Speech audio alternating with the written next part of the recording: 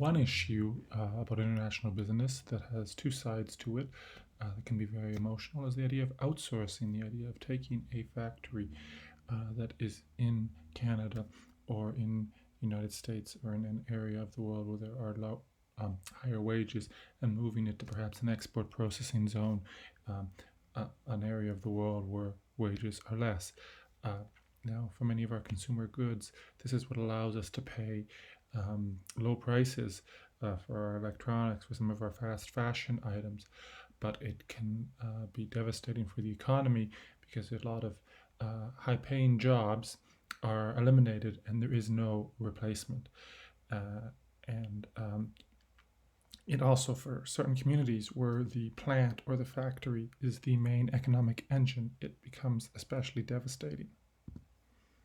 So one example of this lately, because it was captured on a cell phone camera, was Carrier announcing that it would close its plant in Indiana.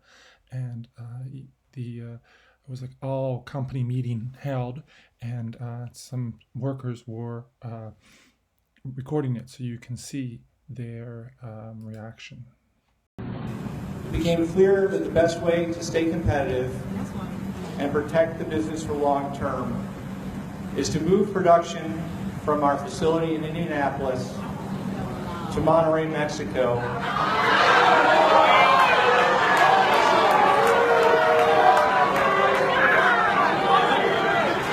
Here, where we have existing Carrier facilities.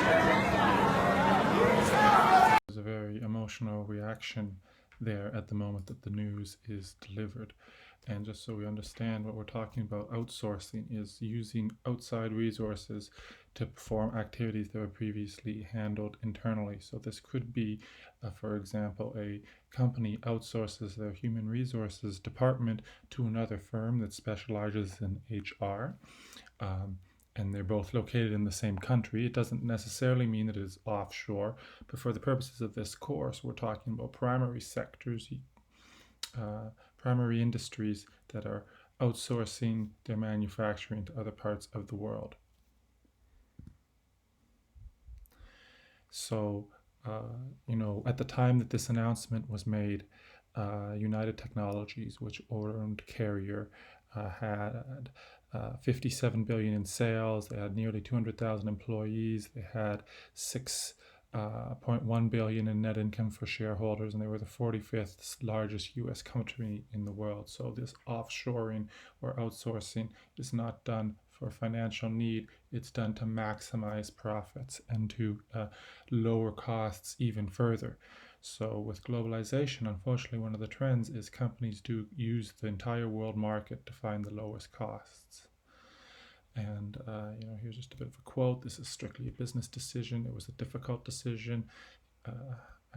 Obviously, I understand it'll have an impact on you and your families and your communities, but you could see why workers would find some of these words to be disingenuous, because it's not like there is an easy substitute job that they can get. Once this factory leaves the community, that will be.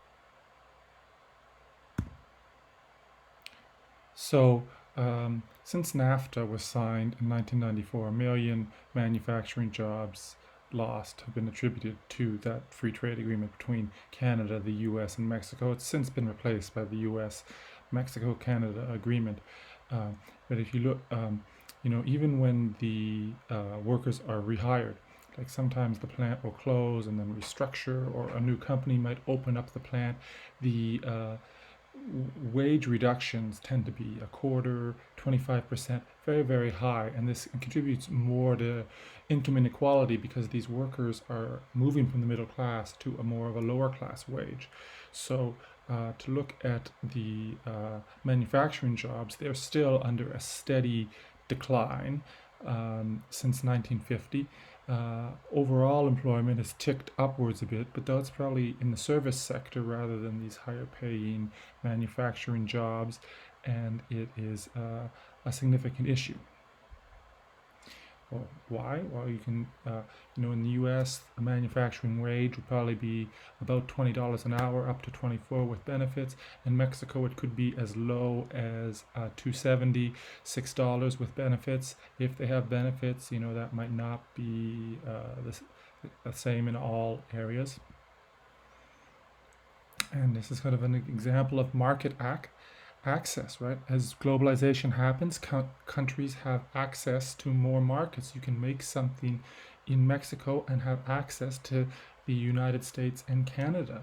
Uh, there is no, it's quite easily done. So just the only thing is to set up the factory. So Mexico has duty-free access to countries which comprise 60% of the world's economic output. So goods that can be made to Mexico can be shipped to 60% of the world's economy without additional tariffs. And this is a lot of appliance, electronics, and automotive. And you can see, especially the northern areas. Monterrey was where they were moving this carrier plant. You can see all these automotive plants. There's some in the central area of Mexico because there are a lot of people there, and there's also some areas near the border, so it can quickly get to the U.S. market and get into the sort of the U.S. Interstate system to be sold throughout the continent. So it's not just a manufacturing issue as well. The Royal Bank of Canada was recently forced to apologize for the outrage caused when it outsourced jobs from Canada. The largest bank in the country, RBC, has been feeling a large amount of heat this week. It's been taking a beating on social media, where calls for a boycott have multiplied and angry Canadians are venting. It's all over jobs. 45 IT workers were told the work they used to do was being outsourced. The reason? Cost savings.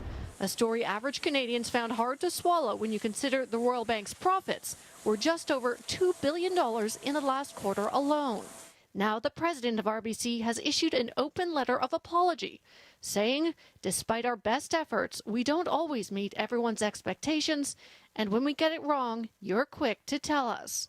It goes on to say that affected workers will be offered comparable job opportunities and that we are reviewing our supplier arrangements and policies. So any company can partake in outsourcing. Now, lastly, what happened to the plant in Indiana? Well, Donald Trump, when he first took office, claimed that he had spoken to the executives at Carrier and he had convinced them to keep the factory there, and that he had made some sort of a deal. And there was initially, a lot of positive press about this in 2017, but the layoffs just continued at a more slow pace. Morale was very poor. There were people who were not coming into work. There were more and more layoffs throughout 2018. And my understanding is, from trying to follow in the news, that the plant is just barely open at a very low level and is expected to close.